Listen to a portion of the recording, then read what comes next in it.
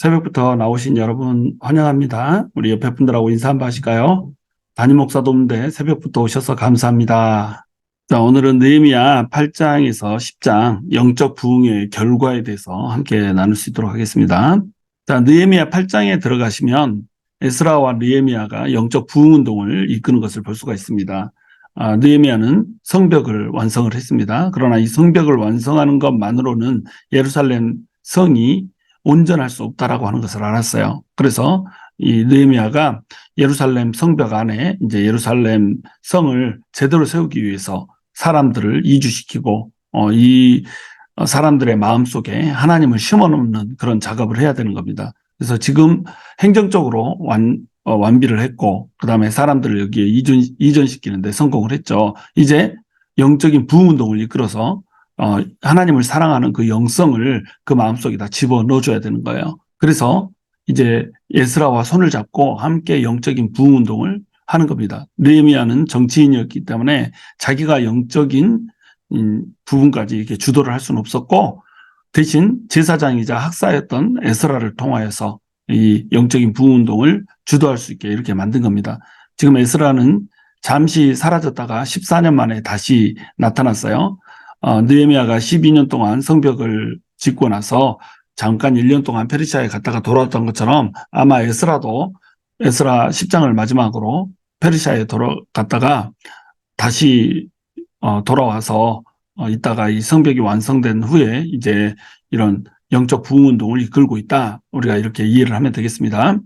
자, 그래서 에스라가 영적 부흥을 이끌게 되는 이제 계기를 설명을 하는데 그 누구도 아닌 백성들이 요청을 해요. 모세의 율법책을 낭독할 것을 백성들이 요청을 하는 겁니다. 그랬더니 7월 1일에 수문앞 광장에서 백성들 앞에서 에스라가 율법책을 낭독을 하는 거예요. 바로 이 7월 1일이라고 하는 것이 굉장히 중요합니다. 왜냐하면 7월 1일이 나팔절이거든요.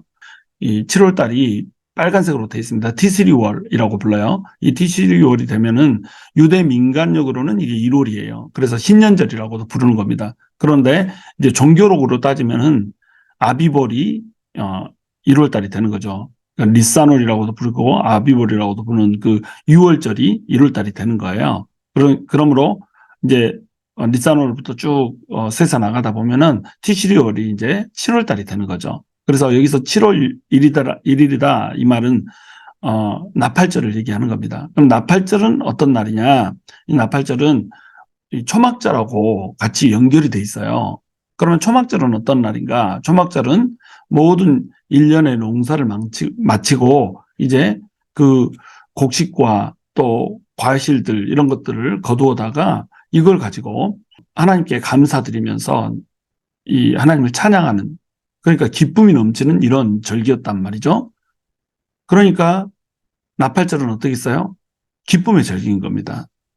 그 기쁨의 절기에 이제 백성들이 모였단 말이죠. 뭘 하기 위해서 모였냐? 바로 하나님의 율법을 듣기 위해서 모였다라고 하는 겁니다. 근데 이 사람들이 굉장히 열정이 가득합니다. 그래서 새벽부터 정오까지 장장 6시간 동안 성경을 봉독하는데 이걸 듣고 또 율법을 깨닫게 하는 이 말을 듣고 있단 말이에요. 그러니까 장장 6시간짜리 말씀 사경회를 하고 있다 이렇게 보면 됩니다. 우리는 뭐 말씀 한 30분 전하면 주리를 틀기 시작하잖아요. 근데 이들은 장장 6시간 동안 지금 성경 말씀을 듣고 그것을 깨닫게 해주는 말씀을 듣고 있단 말이에요.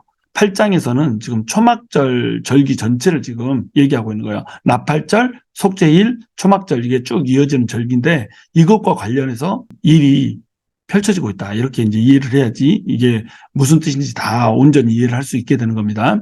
그래서 이 학사 에스라가 특별히 지은 나무 강단을 만들어 놓고 그 강단 위에 서서 설교를 하는 거예요. 왜 특별히 지은 나무 강단 위에 섰어야 될까요? 사람들이 너무 많이 모인 겁니다. 그래서 성경에 보시면은 이제 남녀노소 할 것 없이 다 모였고 그다음에 이 글을 읽을 수 있는 자는 다 모였고 일단 알아들 수 있는 자는 글을 알아들을 수 있는 자는 전부 다 모여가지고 말씀을 듣고 있다라고 하는 겁니다. 그리고 에스라와 레위 사람들이 곳곳에 있어가지고 율법을 깨닫게 해주는 이런 말을 하는 거예요. 그러니까 9절에 보시면은 백성이 율법의 말씀을 듣고 다 우는지라 이렇게 돼 있죠.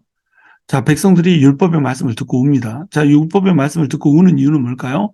율법의 말씀을 그동안 못 듣고 살다 보니까 죄악 가운데 살았단 말이에요. 율법의 말씀을 낭독하는 걸 듣고 그게 무슨 뜻인지 이제 한 절 한 절 설명을 해주는 것을 듣다 보니까 자기들이 살았던 삶이 너무나도 엉망인 삶이었던 겁니다. 하나님을 사랑한다라고 자기들은 자부하면서 하늘의 하나님을 믿는다라고 자부하면서 이렇게 살아왔는데 그 삶이 하나님을 사랑하는 삶이 아니었더라는 거예요. 그러니까 회개의 눈물이 이제 흐르게 되는 거죠. 그러니까 느헤미야하고 에스라와 또 백성을 가르치는 레위인들이 이제 그들에게 말을 해줍니다. 오늘은 우는 날이 아니다는 거예요. 오늘은 하나님 여호와의 성일이니 슬퍼하지 말며 울지 말라. 자, 나팔절 절기잖아요. 나팔절 절기는 수장절하고 붙어 있단 말이죠. 수장절은 토치 댄스라고 그래가지고 아예 빛을 켜놓고 그 횃불을 들고 그 근엄하다는 랍비들이 막 춤을 추는 이런 절기가 바로 나팔절 절기고 또 이제 이 수장절 절기였단 말이죠. 그런데 심지어 지금 예루살렘 성벽이 완성된 시점이잖아요. 예루살렘 성벽이 완성된 시점이니까 얼마나 이게 기쁜 날입니까? 성일인데다가 예루살렘 성벽도 완성됐고 이러니까 기쁜 날이죠. 그러니까 울면은 안 되는 겁니다. 그래서 슬퍼하지 말며 울지 말라. 살찐 것을 먹고 단 것을 먹어라. 이 타말이라고 하는 이 과일이 있습니다. 대추같이 생긴 대추 야자 나무의 열매인데 이 수장질이 되면 이걸 막 먹어요. 이거 얼마나 답니까? 그걸 막 먹고 또 살찐 것을 먹고 그러면서 잔치를 하며 즐기는 날. 그런 날이 바로 이 수장절 절기인 겁니다. 자, 그래서 여호와로 인하여 기뻐하는 것이 너희의 힘이니라. 느헤미야가 이렇게 얘기해 줍니다.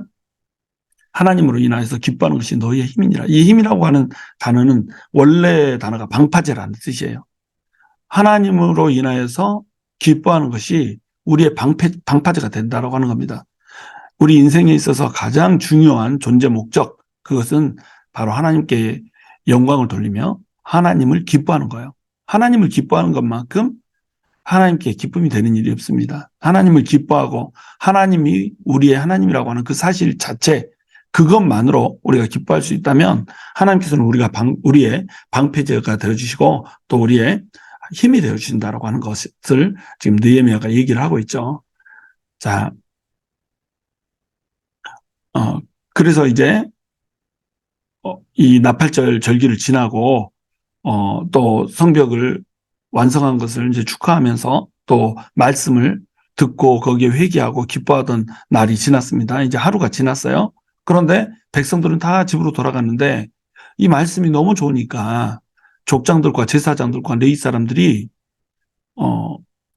떠날 수가 없는 겁니다. 그래서 율법의 말씀을 더 밝게 알고자 해서 에스라에게 모인 거예요. 에스라는 학사잖아요. 그래서 율법에 정통한 사람이니까 족장들, 제사장들, 레위 사람들이 다 모여 있는데서 이제 뭐 에스라가 강론을 해주거나 뭐 질문하고 대답해주거나 막 이런 일을 하겠죠. 그래서 말씀을 막 보다 보니까 7월 달에 초막절 절기를 지키라는 사실을 발견한 거예요. 이제 레위기를 읽고 있었겠죠, 아마도.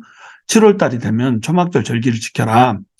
7월 15일부터 22일까지 일주일 동안 이제 절기를 지키는 겁니다. 15일부터 21일까지 7일 동안 지키고 22일 날 마지막 성회로 다시 모여서 이제 8일째에 마무리를 하는 이런 절기란 말이죠. 자, 이 초막절이 뭐냐? 맨 처음 유래는 이래요. 이 하나님의 백성들이 출애굽을 했잖아요. 출애굽을 한 백성들이 광야 생활을 하는데 이 광야에서 생활할 때 장막을 치고 생활을 했단 말입니다. 그러면 장막을 치고 생활할 때 광야에서 장막을 치고 생활하면 먹을 것도 없죠. 입을 것도 없죠. 이거 어떻게 삽니까? 그런데 하나님께서 그 장막의 한 중심에 임재하시더니 백성들에게 먹을 것도 주고 입었던 것이 헤어지지 않게 하죠. 신발도 옷도 헤어지지 않게 지켜주고 낮에는 구름 기둥으로 밤에는 불 기둥으로 보호하고 지켜주는 이런 일들을 하셨단 말이죠. 이게 너무나도 감사한 일이란 말이죠. 그래서 장막에 거할 때에 보호하고 인도해 주셨음을 인해서 이스라엘 백성들이 감사하는 절기가 바로 뭐냐면 장막절인 겁니다. 이거를 이제 초막절이라고도 불러요.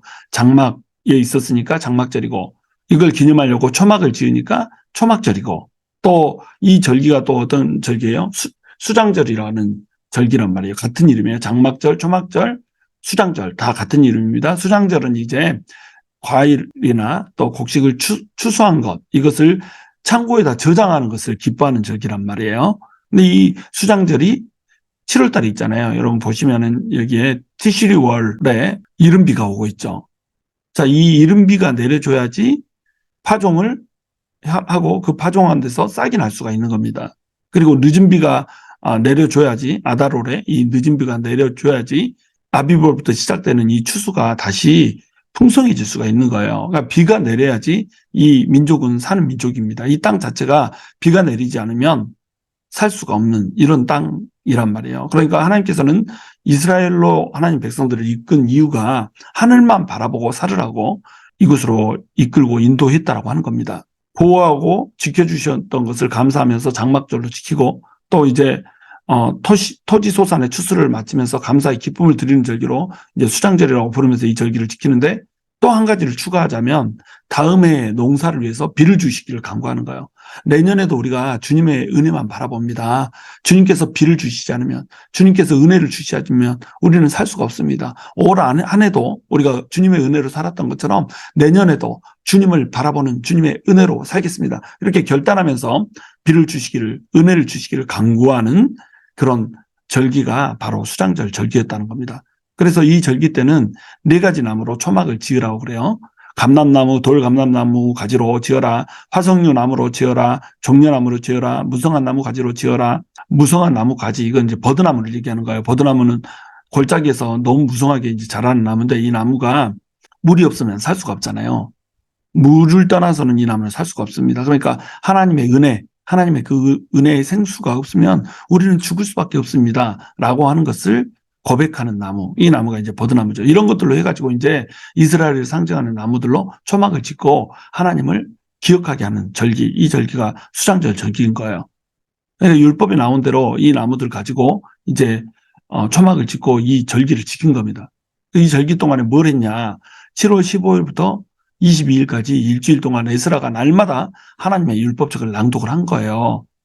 그리고 8째 날에 규례를 따라서 성회를 열었다라고 하는 겁니다. 이들은 이 수장절 절기를 지키면서 이걸 말씀의 잔치로 만들어버린 거예요. 하나님의 은혜를 강구를 하면서 지금 말씀의 비가 떨어지고 있는 겁니다. 말씀의 비가 은혜로 떨어지고 있는 거예요. 자, 9장에 이제 들어가시면 영적 부흥의 결과가 나오고 있습니다. 이렇게 영적으로 지금 부흥이 일어나고 있잖아요. 말씀이 막 임하고 그 말씀대로 살고자 하는 열망이 막 불타고 있습니다. 그런데 7월 24일에 백성들이 다시 모인 거예요.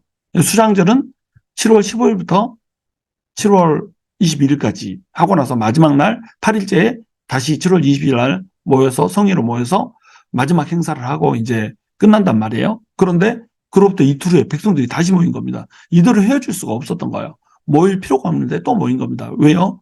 말씀이 가슴을 치기 시작하는데 이걸 주체를 할 수가 없는 거예요.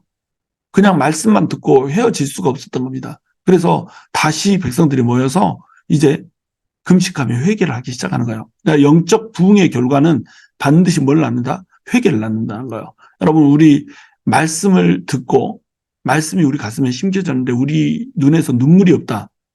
이러면 이거는 말씀을 잘못 읽은 겁니다. 말씀을 읽었는데 우리 마음속에 회개하는 마음이 들질 않는다. 이건 말씀을 잘못 읽은 거란 말이에요. 말씀은 우리 가슴을 치는 겁니다. 말씀을 들을 때에 찔린다.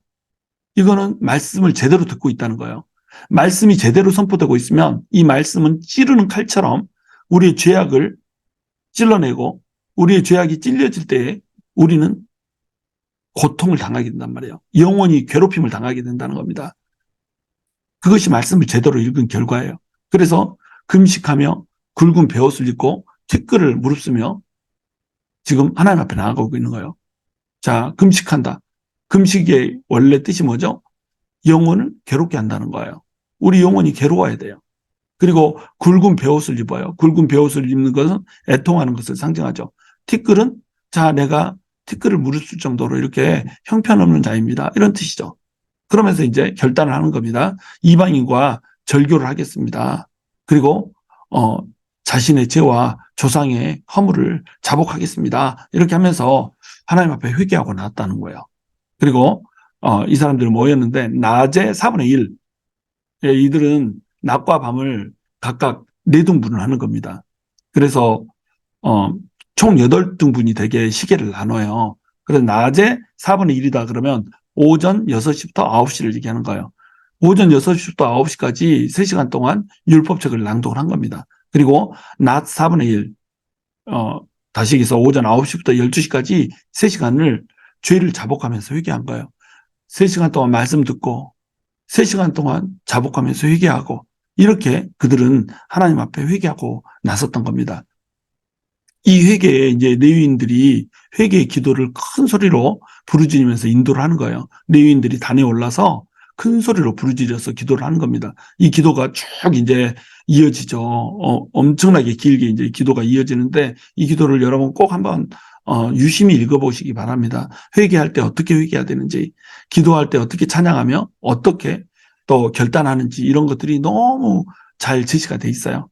자, 하나님을 찬양해야 될 수많은 이유들을 역사순으로 나열을 합니다. 주님이 찬양받기에 합당하십니다. 주님은 영광스러운 이름을 가졌고 또 존귀한 이름을 가지셨습니다. 주님은 이 1월 성신을 다 펼치셨으며 하늘의 천사들을 지으신 분, 그 창조주 하나님이십니다. 그 주님께서 우리 조상 아브라함을 불러서 아브라함에게 아브라함이라고 하는 이름을 주시고 그 아브라함에게 언약을 주셨습니다. 그 언약대로 하나님께서 이스라엘 백성들을 세우셨고 그 이스라엘 백성들이 홍해에서 애굽에서 고통을 받을 때 홍해바다를 가르고 나왔으며 홍해바다를 가르고 나올 때에 이 애굽의 바로 왕을 수장하였으며 또 가나안으로 들어오는 길에 모든 물기둥과 구름기둥과 불기둥으로 우리를 보호하고 인도하셨으며 또 먹을 것을 주셨고 또 바산왕 옥과 헤스본왕 시온이 가로막고 있을 때 그들을 쳐주셨고 이렇게 하면서 계속 역사순으로 하나님이 해주신 일들을 감사하며 찬양하고 있단 말이에요. 우리가 기도할 때 첫 번째 하나님을 찬양해야 되는 겁니다. 두 번째 하나님께 감사해야 되는 거예요. 그리고 이제 우리가 회개를 해야 되는 거예요. 하나님을 배신하고 언약에 불성실했던 대가로 징계를 받아가지고 바벨론의 포로로 잡혀갔던 그것들을 자백을 하면서 우리 죄 때문에 우리가 고통을 받았습니다. 이렇게 자백을 해야 되죠. 자백을 하고 나면 이제 뭘 해야 됩니까? 결단을 해야 되죠. 중보하고 간구하지만 지금 이것은 자기들이 원하는 것을 중보하거나 간구하는 게 목적이 아니에요. 철저한 회개가 목적이었던 겁니다. 그러니까 중보와 간구로 넘어가는 것이 아니라 결단으로 넘어가는 거예요. 회개했으면 이제 뭘 해야 되는 거예요? 결단을 해야죠. 이제 견고한 언약을 세워서 기록하고 임봉하였나니라. 기록하고 임봉하였다. 자, 우리가 언약을 절대 배신하지 않겠습니다. 언약을 기록해놓고 이것을 C라는 겁니다. 붙여놓고 여기에 임봉했으니까 뭘 해야 되겠어요? 이름들을 이제 날인을 해야 되는 겁니다. 서명을 해야 되는 거죠. 그래서 10장으로 넘어가면은 이제 언약서에 인친 사람들의 이야기가 등장을 합니다. 자, 이것을 주도했던 사람이 누굽니까? 바로 하가랴의 아들 느헤미야였던 거예요. 하가랴의 이름 뜻을 제가 설명해 드렸죠? 하갈 플러스 야입니다. 하갈은 아브라함의 이 첩이 사라의 몸종이었죠. 그 이름이 하갈이었잖아요. 하갈이 검다는 뜻이잖아요. 어둠이란 뜻입니다. 그래서 하갈야 그러면 여호와의 어둠 이런 뜻이에요. 자, 여호와의 어둠. 지금 백성들한테 어둠이 임했는데 이 어둠이 왜 임했어요? 여호와께서 주신 어둠이에요. 근데 그 아들 느헤미야가 이 어둠을 깨는 일을 하는 겁니다. 성전이 섰어요. 스룹바벨 성전이 섰고 그 성전에 에스라가 부흥운동을 일으켰습니다. 그런데 성벽이 없어서 이 부흥운동을 한 것이 흐지부지 불꽃이 꺼져버렸어요. 그래서 느헤미야가 성벽을 세워놓고 이제 명실상부한 하나님의 나라를 세워나가고 있는 겁니다. 그러니까 느헤미야는 어때요? 위로가 되죠. 느헤미야의 이름 뜻이 뭐예요? 여호와의 위로라고 하는 뜻이잖아요. 여호와의 어둠에서 여호와의 위로로의 전환, 이것을 일으켜내는 사람이 바로 느헤미야라고 하는 겁니다. 그래서 느헤미야를 중심으로 해가지고 이 언약서를 써놓고 언약서에 인친 21명의 제사장 명단이 나와요. 이 중에 적어도 15명은 이제 사람의 이름이 아니라 가게명이죠. 그러니까 대표로 이들이 이름을 써놓는 겁니다. 그리고 거기에 레위인들, 제사장들, 인친 사람들의 목록이 나오잖아요. 대표로 앞에서 인을 쳐줬기 때문에 이들 다 들어가는 거죠. 그렇게 해서 이제 자기 이름으로 서명을 한 거 아니에요. 언약서에. 영적 부흥의 결과는 뭐냐면 회개를 했으면 이제 결단하고 회개의 열매를 맺는 겁니다. 언약을 지키기로 맹세를 하는 백성들이 나오는 거예요. 자, 이제 언약서에 사인까지 있으니까 어때요? 구체적으로 내가 뭘 지켜야 되는지를 얘기해야 되는 겁니다. 그거를 쭉 나열하고 있어요. 첫 번째, 이방인과 통혼하지 않을 것. 이방인들의 딸에게는 아들을 주지도 않고, 이방인들의 아들에게 내 딸들을 주지 않고, 이건 무슨 얘기인가요? 단순한 결혼의 얘기가 아닙니다. 우리 신앙을 지키겠다는 거예요. 믿지 않는 사람과 결혼시키지 않겠다는 거죠. 믿지 않는 사람과 결혼하는 순간에 믿음 다 털려먹죠. 믿는 사람들끼리 결혼해도 믿음이 지켜질까 말까 한데 믿지 않는 사람과 결혼해서 어떻게 믿음이 지켜집니까? 그러니까 이방인과 통혼하지 않을 것이라고 결단하는 겁니다. 그리고 안식일과 성일에는 물건을 사고 팔지 않을 것이다. 안식일을 지키겠다고 결단을 해요. 자, 안식일이 잘 지켜지지 않았어요. 이전에. 안식일을 우습게 여겼습니다. 안식일을 우습게 여긴다. 이 말은 뭐냐면 하나님을 우습게 여긴다는 뜻이 되는 거예요. 안식일이라고 하는 개념은 뭐냐면 모든 것의 주인이 하나님이십니다. 우리를 구원하신 분도 하나님이십니다. 이 안식일에 하나님께서 구원을 하셨잖아요. 자, 그래서 이 하나님께서 세상을 창조하시고 쉬신 날이 창조를 멈추신 날이 안식일이지만 또 이스라엘 백성들한테는 이스라엘 백성들을 구원해 준 날이 바로 안식일이었단 말이에요. 그러니까 그것을 기념하라고 하나님께서 안식일을 지키라고 이렇게 한 거 아니에요? 근데 이걸 안 지켜버렸다. 구원주이신 하나님도 창조주이신 하나님도 다 무시하는 결과란 말이죠. 안식일을 지켜야 된다. 그 다음에 안식년에 땅을 쉬게 하고 모든 빚을 탕감할 것이다. 안식년에 땅을 쉬게 하는 건 더 안 지켰어요. 안식일 지키는 것보다 더 안 지켰죠. 6년을 지나고 7년째가 되면 안식년에 땅을 쉬게 해야 되는데 이것을 지키지 않았는데 이제 지키겠다는 겁니다. 그리고 모든 빚을 탕감해 줄 것이다. 이렇게 얘기한 거예요. 원래 안식년에는 빚을 탕감하는 것이 아니라 채무기간을 1년 연장시켜 주는 거였습니다. 그런데 여기서는 지금 모든 빚을 탕감해 주겠다 이렇게 얘기하고 있죠. 왜 그랬냐면 당시에 가난한 자들이 부채 문제로 허덕이고 있었단 말이에요. 가난한 사람들이 이 돈을 빌려가고 이게 돈 빌려간 거 담보 잡혀서 빌려가고 담보가 없으면 아들을 바쳐서 돈을 빌려가고 막 이렇게 했잖아요. 그래가지고 이게 사회적 문제였단 말이죠. 그러니까 네명 와가지고 화를 내면서 당장 돌려보내라 막 이렇게 했잖아요. 그렇게 했는데 지금 백성들이 자기들 스스로 자발적으로 나서서 안식년에 모든 빚을 탕감해 주겠다라고 얘기를 하고 있는 거예요. 그러니까 자기들 스스로 나타나가지고 사회적 문제를 지금 해결하겠다 이러고 있는 겁니다. 이것이 뭐라는 거예요? 영적 부흥의 결과라는 겁니다. 영적 부흥이 일어났다 그러면 말씀 듣고 은혜가 너무 좋았어. 이거는 부흥이 아니에요, 여러분. 부흥은 뭐냐면 죽었던 우리 영혼이 살아나는 거잖아요. 죽었던 우리 영혼이 살아나는 거라고 한다면 이거는 어떤 것이어야 됩니까? 혁신적인 변화가 있어야 된다고 하는 거예요. 자, 그다음에 해마다 각기 세겔의 3분의 1을 수납하여 하나님의 전을 위하여 쓰게 할 것이다.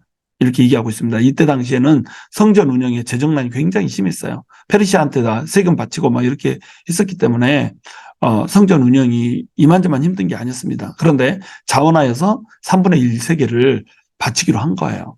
원래 이 원형이 생명의 속전을 내는 거였잖아요. 이 성막을 지을 때 너네 구원을 받았으니까 생명의 속전을 다 내라 이렇게 해가지고 20세 이상의 남자들을 인구조사하면서 속전을 내게 했단 말이에요. 그래서 이때 반세기씩을 바치게 한 겁니다. 이건 인구조사 때만 내게 해가지고 성막을 딱 짓는데 이걸 썼죠. 이게 이제 원형이 됐는데 이게 정기적인 성전세를 걷는 건 아니었거든요. 그런데 우리가 정기적으로 성전세를 납부해가지고 성전을 돌리는 일을 하겠습니다. 진설병도 사고 향도 사고 그런 일들을 우리가 하겠습니다. 이렇게 한 거예요. 그리고 이것이 이제 고정되면서 예수님 시대에는 성전세를 매년 반세겔씩 냈어야 됐다는 거죠.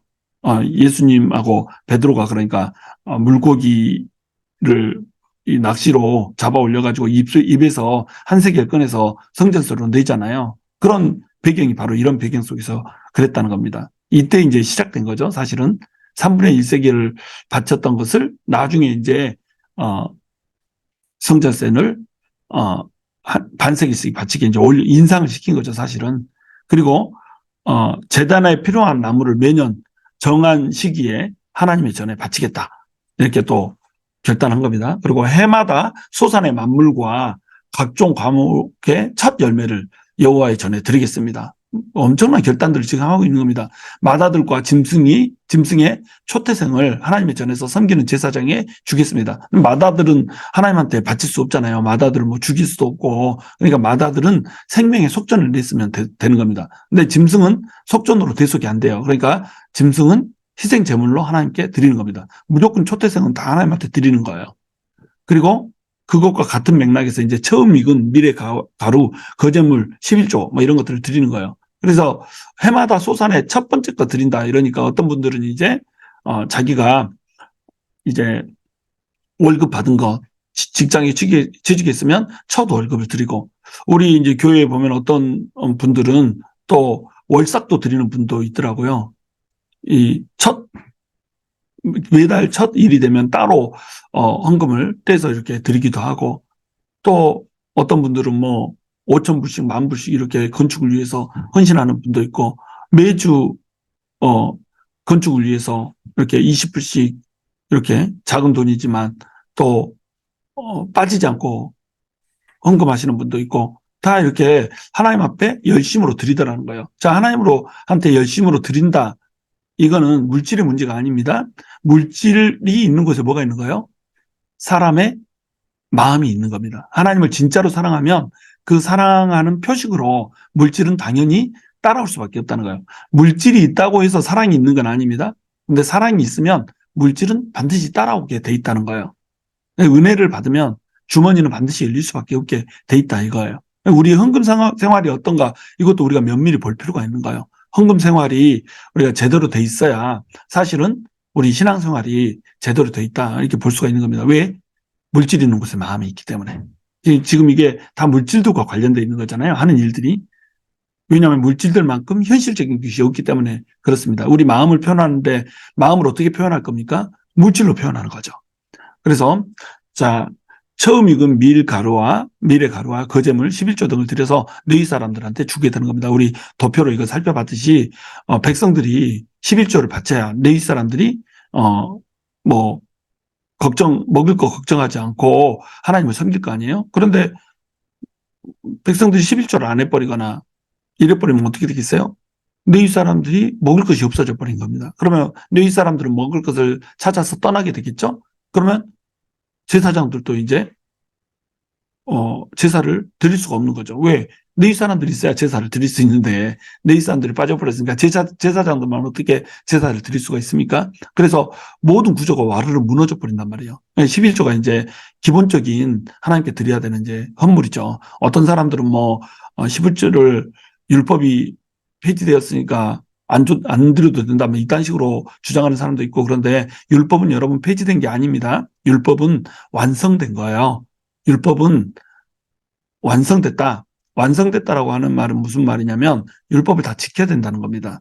근데 율법을 지켜서 구원을 얻는 게 아니고, 구원을 받았으니까 구원받은 백성의 그 반응으로서 율법을 지키는 거예요. 근데 율법을 문자 그대로 지키는 것이 아니고, 이 의식법은 예수님이 다 이루어져 버렸기 때문에 이미 다 지켜져 버린 거고, 시민법은 그때 당시 우리 이스라엘 백성들이 아니기 때문에 그대로 지킬 수는 없는 거잖아요. 우리가 뭐 성전세, 반세를 납부하고 이런 건 시민법이란 말이죠. 그런 것을 우리가 지금 지킬 필요는 없다라고 하는 겁니다. 그거를 어떻게 지키냐면 그 정신으로 지키는 거예요. 안 지키는 게 아니고 정신으로 지키는 겁니다. 예를 들어서 11조 같은 것도 10의 1을 하나님께 드림으로써 모든 것이 하나님으로부터 왔다라고 하는 정신이잖아요. 그 정신을 하나님께 바치는 거예요. 자, 그리고 세금 징수하는 너희 사람들에게 아론 자손 제사장을 감독관으로 한 명씩 두는 겁니다. 그래서 정확히 레위인의 것과 제사장이 받아야 될 것을 구별을 하는 거죠. 왜냐하면 이 제사장들은 레위인에게 바쳐진 백성들의 11조에 그 11조를 또 제사장들이 받는 거잖아요. 그러니까 감독관으로 두어서 레위인들이 그 돈을 삥땅 쳐먹지 않게 이렇게 하는 겁니다. 그리고 이제 레위인들에게 율법대로 공급하여서 성전을 버려두고 떠나가지 않게 하기 위해서 이런 일들을 지금 하고 있다라고 하는 거예요. 자, 이것이 지금 이스라엘 백성들이 성벽을 짓고 나서 한 일이었습니다. 성벽을 짓고 나서 성벽을 짓는 것으로 끝이 난 게 아니란 말이에요. 성벽을 짓고 나서 이것을 봉헌식을 하기 전에 이스라엘 백성들은 먼저 하나님의 말씀 앞에 섰습니다. 영으로 우리를 채우지 않으면 성벽은 그냥 벽돌 조각에 불과하다는 거예요. 그래서 그들 자신이 하나님의 도성이 되기 위해서 지금 서나가고 있다. 이렇게 우리가 생각하면 되겠어요. 한 사람 한 사람이 하나님의 성벽을 이루는 벽돌이 되어서 세워져 나가고 있다. 무엇 가운데요? 말씀 가운데. 말씀을 읽는데 그 말씀이 그 심령을 쪼개고 그들의 눈물을 자아냈고 회개를 자아냈으며 그 회개는 그들의 변화된 행동으로 이어졌다는 거예요. 그들이 스스로 결단하고 스스로 이렇게 살겠습니다 하고 그 삶을 하나님 앞에 드렸다는 겁니다. 바로 이것이 하나님 앞에 하나님의 성전으로 세워져 가는 것이고 하나님의 도성으로 세워져 가는 것이에요. 여러분, 우리는 하나님의 도성으로 세워져 가고 있습니까? 우리는 하나님 앞에 정말로 거룩한 백성으로서 우리의 눈물과 우리의 통회하는 가슴으로 하나님 앞에 나아가고 있습니까? 우리 통회하는 마음으로 하나님 앞에 나아갔다고 한다면 하나님 앞에서 진정으로 우리의 모든 마음과 우리의 모든 삶을 드리는 자로 서야 될 것입니다. 그것이 바로 우리 하나님의 백성이 걸어야 할 길이고 그 백성들이 그렇게 걸을 때 하나님께서는 성도들에게 불의 성곽이 되어주셔서 우리를 보호하고 지키시며 우리를 통하여서 또 기쁨을 받으시고 영광을 받으시는 그런 하나님이 되어주실 것입니다. 바로 그러한 성도요, 그러한 교회가 될 수 있게 되기를 주님의 이름으로 축원합니다. 기도하시겠습니다. 하나님 감사합니다. 하나님께서 우리에게 은혜를 베풀어 주셨습니다. 그 은혜 가운데 우리는 살아가고 있습니다. 우리는 마치 버드나무와 같이 하나님의 성령의 생수가 없이는 단 하루도 살 수 없는 그런 존재임을 하나님께 고백하며 나아갑니다. 그러므로 주님께 우리의 모든 마음을 내려놓고 하나님께 간구합니다. 주님, 우리에게 하나님의 은혜를 부어주시옵소서. 그 은혜가 우리를 적시고 그 은혜가 우리 마음에 차서 우리가 회개하며 주님께 나아가며 통회하는 심령으로 주님께 나아가며 주님 앞에 정말로 결단하면서 하나님께 우리 자신을 산 제물로 드리는 거룩한 이 은혜가 있을 수 있도록 주님 인도하여 주시옵소서. 감사합니다. 예수님 이름으로 기도드렸습니다. 아멘.